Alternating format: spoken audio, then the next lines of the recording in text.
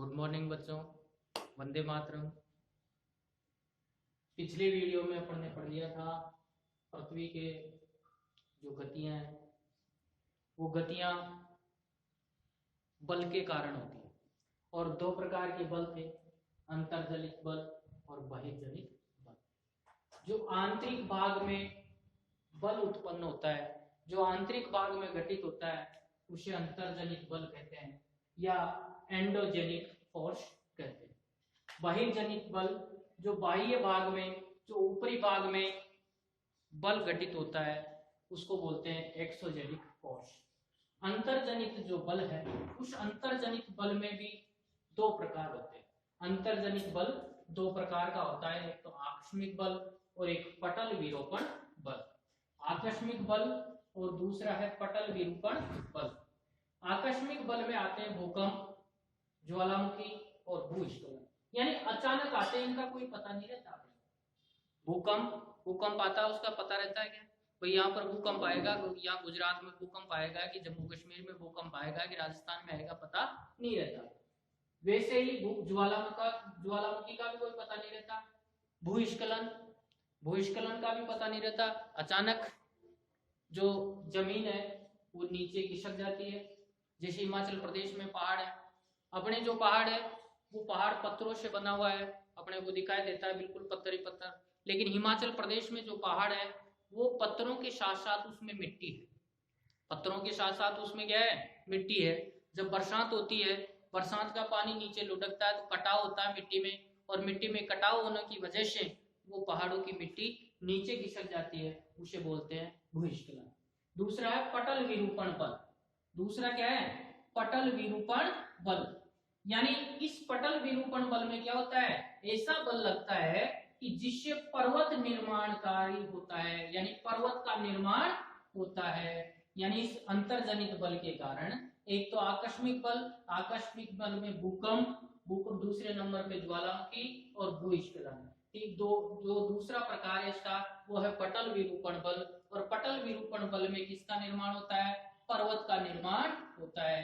कभी कभी अपने को देखने में या कभी कभी सुना देता ना, एक ही रात में डूंगर कटे पर्वत निकले हो, तो वो कैसे निकलता है, इस पटल विरूपण बल के कारण पर्वत निर्माण होता है। जो बाह्य जनित बल है वो बहिर्जनित बल। इस बहिर्जनित बल में जो है पहला प्रकार वो है अपर्दन और निक्षेपण। इससे क्या होता है, बहिर्जनित बल में अपर्दन और निक्षेपण होता है। अपर्दन और निक्षेपण के भी प्रकार हैं, नदी या बहता जल, दूसरा पवन, तीसरा समुद्री तरंग और चौथी है हिमनद। तो सबसे पहले अपन पढ़ते हैं ज्वालामुखी के बारे में। किसके बारे में पढ़ते हैं, ज्वालामुखी के बारे में। जो अंतर्जनित बल है, यानी भूप्रपट्टी पर ज्वालामुखी कैसे आता है, ज्वालामुखी भूप्रपट्टी पर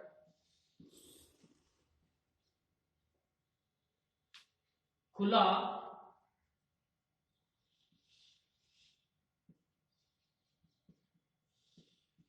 एक ऐसा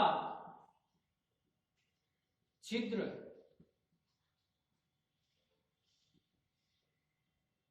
होता है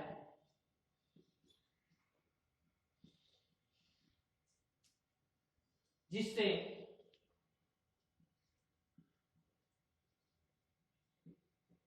पिघले हुए पदार्थ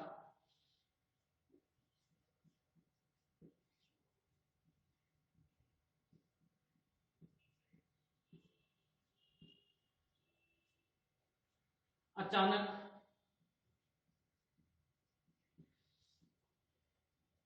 बाहर निकलते हैं।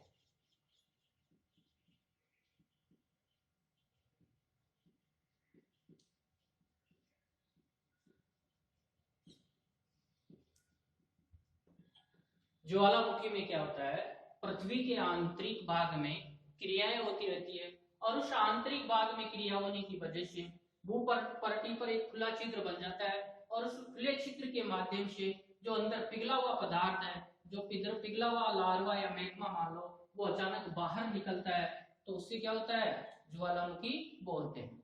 अब ज्वालामुखी कहीं कहीं पर तो ये मान लो कि लगातार उसमें से लार्वा निकलता रहता है या पिघला जो पदार्थ है वो बाहर निकलते रहते हैं। कहीं पर क्या होता है कि जैसे मान लो कि रुक रुक के आते हैं, आज निकल गया, 5-6 महीने वो बिल्कुल कुछ नहीं निकलेगा, फिर अचानक निकलता है। तो कई ज्वालामुखी तो क्या है लगातार चलते रहते हैं और कई ज्वालामुखी रुक जाते हैं फिर वापस चालू हो जाते हैं। तो इस ज्वालामुखी में क्या होता है, अग्नि की तरह गर्म लार्वा बाहर निकलता है। तो वो किसका निर्माण करते हैं, ये क्या कहलाते हैं, ज्वालामुखी। दूसरा है भूकंप। दूसरा कौन सा पॉइंट है अपना, भूकंप।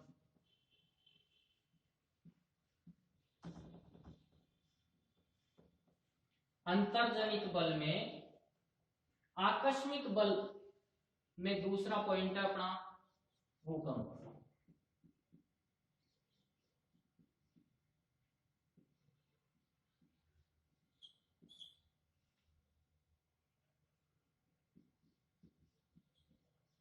अब भूकंप आता कैसे, उसके बारे में कि स्थल मंडलीय प्लेटों के गति करने के कारण, स्थल मंडलीय प्लेटों के गति करने के कारण, गति करने के कारण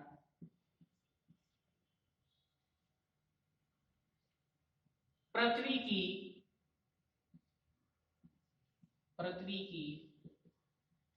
सतह पर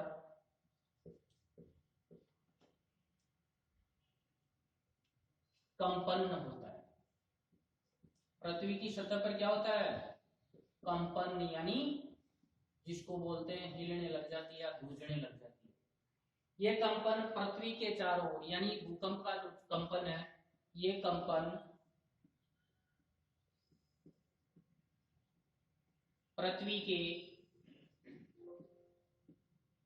चारों ओर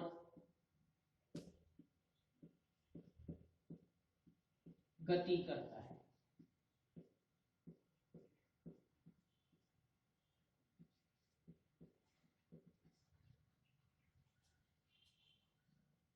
और इस कंपन को क्या कहते हैं, इस कंपन को भूकंप कहते हैं।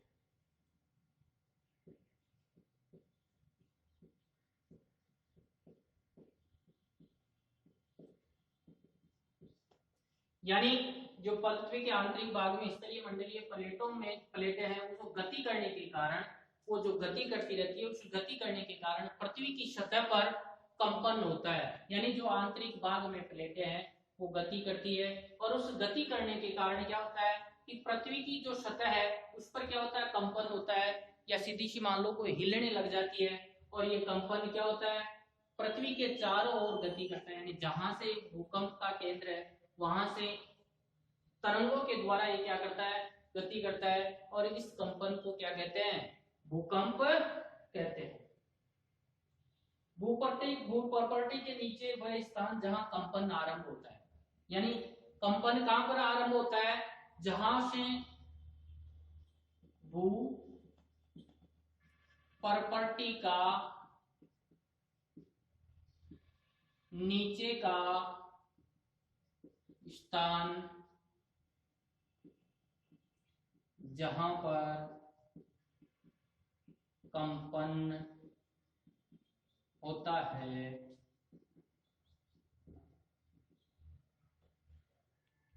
उसे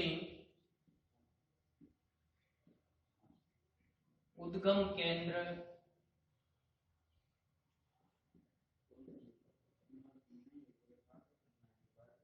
कहते हैं। उसे क्या कहते हैं, उद्गम केंद्र कहते हैं। और उद्गम केंद्र के भूसतह पर उसके निकटतम स्थान को, यानी उद्गम केंद्र है, उद्गम केंद्र के भूसतह पर उसके निकटतम स्थान को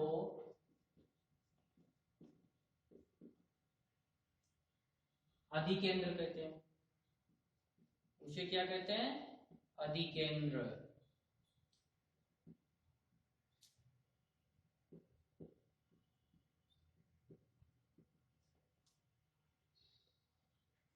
अधिकेंद्र के कंपन बाहर की ओर तरंगों के रूप में गमन करती है। यानी इस अधिकेंद्र से क्या होता है? ये जो अधिकेंद्र है, इस अधिकेंद्र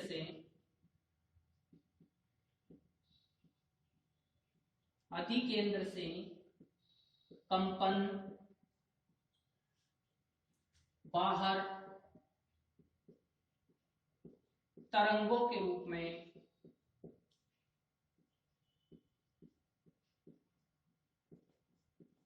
गति करता है।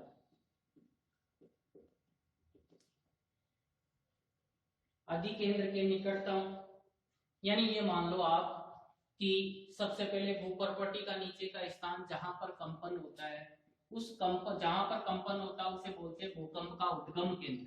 उसे क्या बोलते हैं? भूकंप का उद्गम केंद्र। और उद्गम के भूसतह पर, यानी उद्गम के पास में उसके निकटतम स्थान को क्या कहते हैं? अधिकेंद्र। और अधिकेंद्र से क्या होता है? अधिकेंद्र से जो भूकंप की तरंगे हैं, वो तरंगे कंपन बाहर तरंगों के रूप में क्या करता है? गति करता है, यानी बाहर फैलता है। और इस अधिकेंद्र के पास में ही क्या होता है? सर्वाधिक क्या होती है? हानि।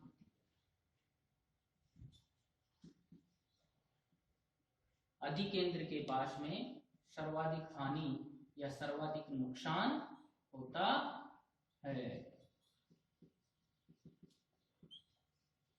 अब भाई आगे बात आती है कि भूकंप का कैसे पता चले।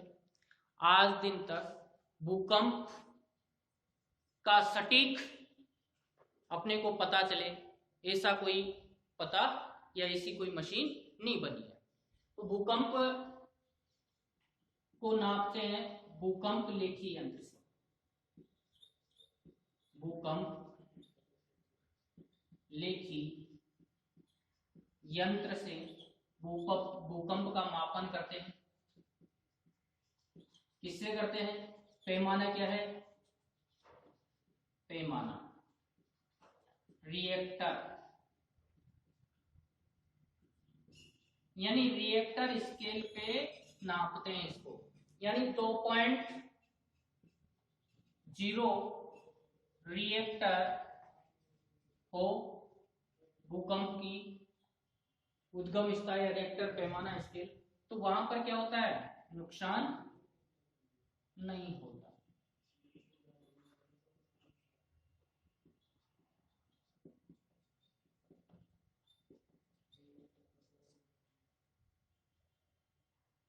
धन्यवाद। यहां तक पढ़ा, उसको नोट्स की कॉपी में उतारना, याद करना है।